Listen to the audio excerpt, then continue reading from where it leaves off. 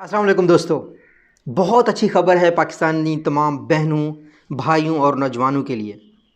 Amazon officially इस चीज़ पे काम कर रहा है कि वो पाकिस्तान में अपनी सर्विसेज लॉन्च करे। इस वीडियो में मैं आपके साथ 6 फैक्टर्स शेयर करूँगा, 6 फैक्टर्स जिनको अमेज़ॉन हमेशा देखता है किसी भी मुल्क में जाने से पहले। इन फैक्टर्स को चेक करके अमेज़ॉन 150 से ज़्यादा मुल्कों में गया है और वहाँ की इकॉनमियों में बिलियन डॉलर का इजाफ़ा हुआ है। अगर अमेज़ॉन पाकिस्तान आता है तो ये बिलियन डॉलर्स का इंशाअल्लाह पाकिस्तान की मार्केट में आएंगे। पाकिस्तान में जो शख्स घड़े बनाता है, जो शख्स छुरियाँ बनाता है, वो अपनी चीज़ें इंटरनेशनल मार्केट्स में ना सिर्फ बेचेगा बल्कि पाकिस्तान में बेचेगा। और इंशाअल्लाह हमारे पास जो एग्जिस्टिंग कंपनीज़ हैं वो भी बहुत बेहतर हो जाएंगी, क्योंकि कंपटीशन चीज़ों को हमेशा बेहतर करता है।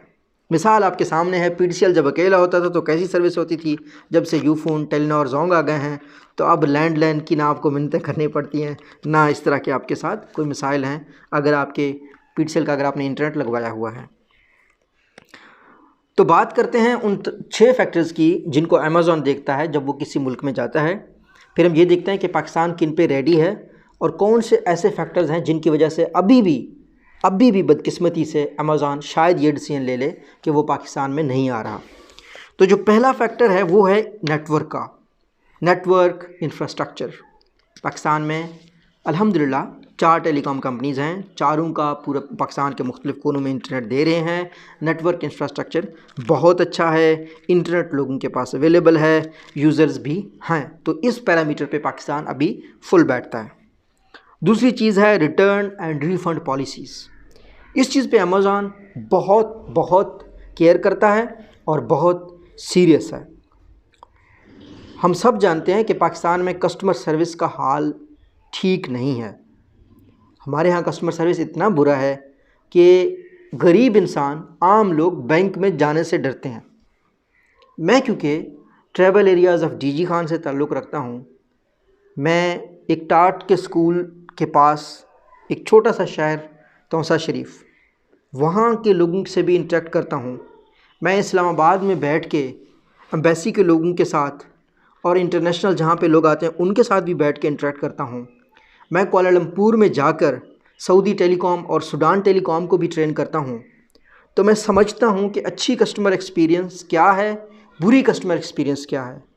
आप यकीन करें, पाकिस्तान को अगर 10 में मुझे नंबर देने पड़ें तो मैं शायद 1 भी ना दूँ। हम लोगों की मेंटालिटी ऐसी है। एक दुकानदार के लिए उसका ग्राहक सबसे अहम है। हम लोगों को ये बात समझनी चाहिए कि जब भी आपके पास एक कस्टमर आता है तो वो सिर्फ़ एक दफ़ा का कस्टमर नहीं होता, वो पूरी ज़िंदगी का कस्टमर होता है। ऐसा क्या है कि नाइकी के जूते जब आप एक दफ़ा लेते हैं तो फिर आप सारी ज़िंदगी नाइकी ही पहनते रहते हैं। जब आप एक दफ़ा किसी अच्छे ब्रांड के कपड़े पहन लें तो आप सारी ज़िंदगी उसके कपड़े पहनते रहते हैं। लेकिन लोकल कपड़ों को जब आप लेते हैं आप हमेशा बदलते रहते हैं। मैंने वो वक्त भी देखा जब मैं लोकल शूज़ लेता था, मैंने वो वक्त भी देखा जब अल्हम्दुलिल्लाह मैं ब्रांड्स पे आ गया। तो जब से मैं ब्रांड्स पे आ गया हूँ मैं दोबारा नहीं जाता किसी चीज़ पे। तो लेकिन उसकी सबसे बड़ी वजह क्या है? उसकी वजह ये है कि पहला काम जो ब्रांड्स करती हैं वो क्वालिटी की प्रोडक्ट बनाती हैं। आपको उससे शिकायत नहीं होती। फ़र्ज़ करो अगर आपको उससे शिकायत होगी तो वो आपको रिफ़ंड होगा, आपको उसकी पेमेंट दोबारा होगी, साथ में कंपनी आपसे माज़रत करेगी। लेकिन क्या लोकल चीज़ों में ऐसे होता है? कभी भी नहीं होता। हमारे पाकिस्तान में कोई ऐसा ब्रांड बन ही नहीं पाया है जो हमें इस बात की यकीन दिलाए कि वो इस लेवल की भी सर्विस इंट्रोड्यूस कर सकता है। तो रिटर्न और रिफ़ंड की पॉलिसीज़ बिल्कुल हमारे पास इम्प्रूव होने वाली हैं और ये मेरी अल्लाह से दुआ है कि हम पाकिस्तानी लोगों को, हम सिर्फ़ और कुछ ना करें, सिर्फ़ हज़ूर पाक सल्लल्लाहु अलैहि वसल्लम की सुन्नत मुबारक को फॉलो करें। आप हज़ूर पाक सल्लल्लाहु अलैहि वसल्लम के साथ मुझे यकीन है, हम मुसलमान हैं, हम सब का अच्छा उनके साथ एक अक़ीदे वाला रिलेशनशिप है। मैं उसकी बात नहीं कर रहा, उसको आप साइड पे रखें। आप सिर्फ उनको एक बिज़नेसमैन, एक कारोबारी इंसान के तौर पर देखिए। उनकी ऑनेस्टी, उनकी ईमानदारी, उनका अखलाक, उनका कारोबारी माहिदों में पासदारी, ये 4 चीज़ें अगर पाकिस्तान में आ जाएँ तो आप भी अमेज़ॉन बन सकते हैं, आप भी $1 बिलियन कंपनी बन सकते हैं, चाहे आपकी कोई भी कंपनी हो। तो रिटर्न रिफ़ंड पॉलिसीज़ पाकिस्तान की कमज़ोर हैं, लेकिन एक अच्छी साइड भी है, और वो ये है कि जब से पाकिस्तान में टेलीकॉम कंपनीज़ आई हैं, जिस तरह कंपटीशन बढ़ गई है, तो हालात बेहतर होते जा रहे हैं। So I am pretty much sure कि रिटर्न और रिफ़ंड की पॉलिसीज़ बेहतर हो सकती हैं, लोगों की ट्रेनिंग अच्छी हो रही है। तीसरी चीज़ जो अमेज़ॉन देखती है वो है गवर्नमेंट की सपोर्ट। ऑब्वियसली हमारी गवर्नमेंट मरे जा रही है कि पाकिस्तान में अमेज़ॉन पाकिस्तान में आए, पेपैल पाकिस्तान में आए, और इंशाअल्लाह मुझे यकीन है कि हमारी कोई भी गवर्नमेंट होगी, किसी भी पॉलिटिकल पार्टी की होगी, वो इस चीज़ को अप्रिशिएट करेगी। अल्लाह करे कि पाकिस्तान में इस तरह की कंपनीज़ आएँ, हमारे पास इसके अलावा कोई और रास्ता नहीं है। चौथी जो चीज़ है वो है लोगों की रेडीनेस। क्या लोग रेडी हैं? टेक्नोलॉजी अडॉप्शन के हवाले से जो एकेडमिक्स हैं, मुख्तलिफ एकेडमिक्स ने इसके ऊपर काम किया है, बहुत ज़्यादा लोग हैं। उसमें 4-5 फैक्टर्स देखे जाते हैं, वो मैं आपके साथ शेयर कर देता हूँ। ये थोड़ी सी एकेडमिक डिबेट हो जाएगी हिस्ट्री के हवाले से कि लोगों ने जब टेक्नोलॉजी को यूज़ करना शुरू कर दिया तो क्या क्या फैक्टर्स देखे जाते थे। आप इस पार्ट को स्किप भी कर सकते हैं। इसमें जो मेन चीज़ होता है वो होता है परसीव्ड ईज़ ऑफ़ यूज़, कि इसको इस्तेमाल करना कितना आसान है। जब भी कोई लोग रेडी होते हैं तो वो ये देखते हैं कि कितना आसान है इसको इस्तेमाल करना, ठीक है। इस वजह से आपने देखा होगा कि गूगल का जो इंटरफेस था, इस पर सिर्फ सर्च का एक बटन है और कुछ भी नहीं है। तो जब लैरी पेज ने उसको बनाया, उसने कहा कि मैंने इसको इतना आसान बना देना है कि इस पेज के आने के बाद बस सिर्फ सर्च ही हो सके, तो दुनिया का कोई भी बंदा आके सर्च कर सके। टिकटॉक को जब आप देखते हैं तो सिर्फ आपको उंगली घुमाने की ज़रूरत है। क्या है? ईज़ ऑफ़ यूज़ है। तो गूगल याहू के होते हुए ऊपर चला गया ईज़ ऑफ़ यूज़ की वजह से। टिकटॉक में सर्च का भी ऑप्शन नहीं है, तो इस वजह से वो इंस्टाग्राम और सर्च का ऑप्शन है, लेकिन आपको यूज़र को ज़रूरत नहीं है। वो इतना एडवांस्ड उनका एल्गोरिदम है कि लेट्स से अगर आपको शायरी पसंद है तो आपको शायरी रिकमेंड करेगा, आपको सॉन्ग पसंद है तो आपको सॉन्ग रिकमेंड करेगा। उनका एल्गोरिदम इतना एडवांस्ड है। ऑल्दो सर्च का ऑप्शन है, कुछ लोग ये शायद कह दें कि सर्च का ऑप्शन, ये सर्च का ऑप्शन है, उसमें ट्रेंड्स वगैरह भी हैं, हैशटैग वगैरह के साथ भी ट्रेंड होते हैं, लेकिन उसको इतना ईजी बनाया गया है यूज़ करने के लिए। तो परसीव्ड ईज़ ऑफ़ यूज़ हमेशा कंपनीज़ को, ऐप्स को बहुत आगे ले जाती है। ये पहला फैक्टर होता है जब भी आप कोई ऐप बनाएं। इस पर मैं इंशाल्लाह बात करूंगा डिटेल में किसी दिन। तो जो दूसरा फैक्टर होता है वो होता है परसीव्ड यूज़फुलनेस। लोग समझे ये मेरे लिए कितना यूज़फुल है। लेट्स से आप कभी भी दही जो है ना या सब्ज़ी अमेज़ॉन से ऑर्डर नहीं करेंगे, आप कभी अली एक्सप्रेस से दही वगैरह ऑर्डर नहीं करेंगे। क्यों? क्योंकि उसमें यूज़फुलनेस नहीं है, उसमें आपको इतना ज़्यादा फ़ायदा नहीं होता, ठीक है ना। आप गली के किसी नुक्कड़ से आप पकड़ सकते हैं, अवेलेबल है आपके पास। लेकिन जब आपको अगर स्मार्टफोन्स की केसिंग मंगवानी है, अगर आपको स्मार्टफोन चाइना से मंगवाना है, तो आप जब यूज़फुलनेस देखते हैं उसके लिए आप फिर चले जाते हैं अली बाबा पे। यूज़फुलनेस जब एक चीज़ की बढ़ जाती है तो उसके लिए आप टाइम भी लगाते हैं, उसके लिए आप वेट भी करते हैं, उसके लिए आप थोड़ा सा अपने कंफर्ट जोन से बाहर निकल के कोई चीज़ सीखते भी हैं उसको अचीव करने के लिए। तीसरी चीज़ होती है सब्जेक्टिव नॉर्म्स, कि सोसाइटी के क्या ट्रेंड है। जिस तरीके से अगर आप किसी भी इस्लामाबाद में रहते हैं, अगर आप लाहौर में रहते हैं, तो वहाँ पे हॉस्टल्स में फूड पांडा तो ऐसा है जैसे भाई हर बंदा दिन में एक दफ़ा तो लाजमी यूज़ करता है, अगर नहीं करता तो फैमिलीज़ वीक में फूड पांडा लाजमी यूज़ करती हैं। तो एक तरीके से एक नॉर्म है बाहर से खाना मंगवाने का। लेकिन यही चीज़ जब आप डीजी खान में जाएंगे, जो मेरा आबाई इलाका है, वहाँ पे तो इस तरह का कोई कंसेप्ट है ही नहीं, ना ही कोई कंपनी है। तो सब्जेक्टिव नॉर्म का मतलब है कि सोसाइटी में एक चीज़ एक एक्सेप्टेड है। आप अगर बताएंगे घर वालों को किसी डीजी खान में, या मेरे गांव travel areas of DG Khan में जाके किसी बुज़दार को बताएंगे कि जी हम ऑनलाइन ऑर्डर करते हैं, तो वो बड़ा अजीब लगेगा उसको कि यार खाना ठंडा हो जाता होगा वहाँ तक आते आते। सो वो इतना नहीं सोचते कि यार किस तरीके से उसकी पैकिंग होती है। सो सब्जेक्टिव नॉर्म्स बहुत ज़्यादा इंपॉर्टेंट होती हैं। फिर उसके अलावा रिस्क फैक्टर भी आ जाता है, वो भी इंतहाई इम्पॉर्टेंट चीज़ है। तो ये वो चीज़ें हैं जिनको लोग देखते हैं कि लोगों की रेडीनेस कितना है। और मैं अल्हम्दुलिल्लाह आई एम श्योर कि अभी रेडीनेस बहुत ज़्यादा है हमारे लोगों की। चौथा जो फैक्टर है ये थोड़ा सा अलार्मिंग है, इस पे मैं बहुत फ़िक्रमंद हूँ, इस पे मैंने बहुत बोला और इस पे मैं बोलना चाहता हूँ आज भी। वो है सेलर्स माइंडसेट, कि लोग बेचते हैं उनका माइंडसेट कैसा है, क्या वो ईमानदार हैं, क्या वो ईमानदार नहीं हैं। मेरे ख्याल में पाकिस्तान में सबसे बड़ा मसला ये है कि हम लोग फेक रिव्यूज़ को भी बुरा नहीं मानते। हम मुसलमान होकर जब सूद खाते हैं तो हम बुरा नहीं मानते, हम कहते सब कर रहे हैं, फेक रिव्यूज़ ले रहे हैं जनाब, सब ले रहे हैं, आप क्यों उस पर बात कर रहे हैं। मेरी एक बात का यकीन रखें, उसूल आपको कामयाब भी करते हैं, बिलियन डॉलर कंपनीज बनाते हैं। जब आप असूल को कंप्रोमाइज़ करेंगे फिर तो फ़ायदा ही कोई नहीं है ना। तो अमेज़ॉन इस चीज़ को हमेशा देखता है कि यार कहीं 2 नंबरी माइंडसेट के लोग तो नहीं हैं, कहीं फेक रिव्यूज़ देने वाले माइंडसेट तो नहीं है।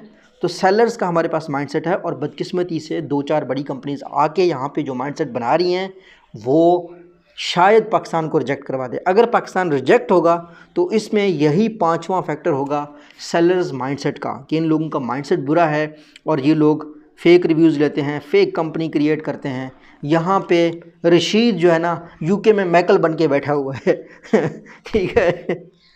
तो एक तरीके से मैं इस पे ज़्यादा बात नहीं करूँगा, ना तो मैं मुफ्ती हूँ, बल्कि मैं इंसानियत के पैरामीटर्स को देखता हूँ। मैं एक मार्केटिंग का स्टूडेंट हूँ।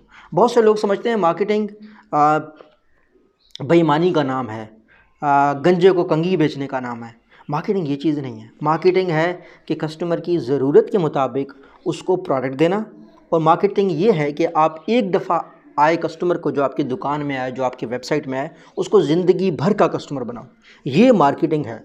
पहली दफ़ा अगर आपको किसी को कोई चीज़ रिफ़ंड भी करनी पड़े ना, तो रिफ़ंड कर दो। ये मत सोचो कि ये 20 साल का लड़के ने आज मेरे से ये $20 का लेट से नेल कटर लिया है, और ये नेल कटर अगर मैं इसको आज रिटर्न कर दूंगा तो मुझे $20 का नुकसान हो जाएगा। नहीं, ये मत सोचें। ये सोचें कि इस शख्स ने ज़िंदगी में जितने भी नेल कटर लेने हुए आपसे लेगा, 20 लेगा, 50 लेगा, तो आप उसके लिए एक दे दो। लाइफ टाइम मार्केटिंग करो। ये होती है अमेज़ॉन की पॉलिसी, ये होती है उसकी पॉलिसी, अली बाबा की पॉलिसी। इसको customer life time value management कहते हैं। इस पे एक सोशल साइंटिस्ट हैं डॉक्टर कुमार साहब, उन्होंने बहुत काम किया है। मेरा अपना इस पे बहुत काम है। मैंने डॉक्टर कुमार साहब का मॉडल टेलीनॉर में इम्प्लीमेंट किया। इसी मॉडल के बेस पे आपको जो मुख्तलिफ पैकेजेस मिलते हैं कि अपनी सिम दोबारा लगाओ और इतने MBs ले लो, इतने MBs ले लो। हम आपको जो फ्री मिनट्स दे रहे होते हैं, बैलेंस दे रही होती हैं जो टेलीकॉम कंपनीज़, वो अल्हम्दुलिल्लाह इस पे मैंने काम किया था। और वो कस्टमर लाइफ टाइम वैल्यू को हम देख के करते हैं। हमें अंदाज़ा है कि आप हमें ज़िंदगी में अगर 5,000-6,000 रुपये देंगे तो हम आपके साथ हम आपके ऊपर 200 रुपये 300 रुपये का पैकेज पहले से ही खर्च कर देते हैं ताकि आपको वो ना हो। जैसा आपने ईजी पैसा की स्टोरी सुनी होगी, क्योंकि ईजी पैसा में भी मैंने काम किया है। ईजी पैसा में ये होता है कि लेट्स से जब आप मोबाइल अकाउंट खोलते हैं तो मोबाइल अकाउंट में आप पैसे मुफ्त ट्रांसफ़र कर सकते हैं एक जगह से दूसरी जगह। लेकिन जब आप ओवर द काउंटर जाते हैं किसी दुकानदार के पास और आप पैसे भेजते हैं दूसरे किसी शहर में, तो वहाँ पे आपको कमीशन चार्ज होता है। अब जब हमने कहा कि आप अपना मोबाइल अकाउंट बनाएं, मोबाइल अकाउंट फ्री है और आपको चार्जेस नहीं होंगे, तो ऑब्वियसली हम लॉस कर रहे थे। इस टर्म को हम बोलते हैं कैनिबलाइजेशन, क्योंकि हम अपना हमारा एक प्रोडक्ट दूसरा प्रोडक्ट खा रहा है। लेकिन हम उसको जब देखते हैं तो हम ये नहीं देखते कि यार आज हमने इस बंदे से 100 रुपये का कमीशन ले लिया था। हम ये देखते हैं कि ये बंदा जब मोबाइल अकाउंट बनाएगा तो यूटिलिटी बिल भी देगा। अगर ये बंदा मोबाइल अकाउंट बनाएगा तो सिर्फ सारी ज़िंदगी इजी पैसा इस्तेमाल करेगा। तो हम लाइफ टाइम वैल्यू देखते हैं, ठीक है। तो ये जो है ना एक तरीके से सेलर्स माइंडसेट है, इसको हमने पाकिस्तान में बनाना है। ये अगर बनेगा तो पाकिस्तान कारोबारी लोग बनेंगे। अब देखें चाइनीज़ लोगों पे आप जब आप कर्ज़ लेते हैं, जब आप इन्वेस्टमेंट लेते हैं, तो 2018 तक जब मैं जोंग में काम करता था, चाइना ने जितना पैसा पाकिस्तान में लगाया अभी तक वापस नहीं लिया। जोंग में जितना पैसा लगाया है वापस नहीं लिया और ना ही कभी मांगा है। क्यों? क्योंकि वो ज़िंदगी भर का सोच रहे हैं। तो ये चीज़ सेलर जो हमारे सेलर्स हैं उनका ये माइंडसेट होना ज़रूरी है। यही चाइना का माइंडसेट है जो उनको इस जदीद दुनिया में माशियत में सबसे ऊपर लेके जा रहा है। जो आखिरी चीज़ है वो है वर्चुअल असिस्टेंट्स की, और ये बहुत ही गमगीन बात है, बहुत ही गमगीन बात है। जिस तरह मैंने कहा ना, सेलर्स का माइंडसेट है कि फ़ेक रिव्यूज़ ले लो, फेक कंपनी बनाओ, कुछ डॉलर्स के लिए रशीद से माइकल बन जाओ। तो यही माइंडसेट वर्चुअल असिस्टेंट्स का भी है। तो इन पैरामीटर्स की बेस पे शायद ये अमेज़ॉन सोचे कि मैंने नहीं आना, लेकिन अल्लाह ना करे ऐसा हो। ये मेरी दुआ है कि पाकिस्तान में अमेज़ॉन आए, यहाँ पे बिलियंस पाकिस्तान की इकॉनमी में आए, पाकिस्तान की इकॉनमी बेहतर हो। अगर पाकिस्तान नहीं आया तो ना आने की वजह ये बड़ी कंपनीज़ जो कि अमेज़ॉन के सेलर्स का माइंडसेट बदल रहे हैं, ये बड़ी कंपनीज़ जो अमेज़ॉन के वर्चुअल असिस्टेंट्स का माइंड बदल रहे हैं, उसकी ज़िम्मेदारी इन लोगों पे होगी। उसकी ज़िम्मेदारी इन लोगों पे होगी। अब मेरा अल्लाह जानता है, मैं आपको एक बात बताऊं, मैं चाहता हूं कि हम लोग दें ऑफिशियली पाकिस्तान पे अमेज़ॉन क्यों नहीं आता। आपको सोचना पड़ेगा ना, ये जितने भी लोग ट्रेनिंग्स करवा रहे हैं ये यूके और यूएसए में क्यों नहीं करवाते। अकाउंट के पैसे आपसे ले लेंगे, यूटिलिटी बिल किसी का दिलवाएंगे उसका ले लेंगे, हर टैक्स पे आपसे एडवाइस ले लेंगे, आपकी कंप्लेंट आ गई उस पर आपको पैसे ले लेंगे। तो अल्लाह करे कि आपको मेरी ये बात समझ आए। अगर आपको मेरी ये बात समझ आई है तो मेरी एक आपसे दरख्वास्त है कि उसको शेयर करें हर पाकिस्तानी के साथ। अल्लाह हम सब का हामी नासिर हो। अल्लाह हाफ़िज़।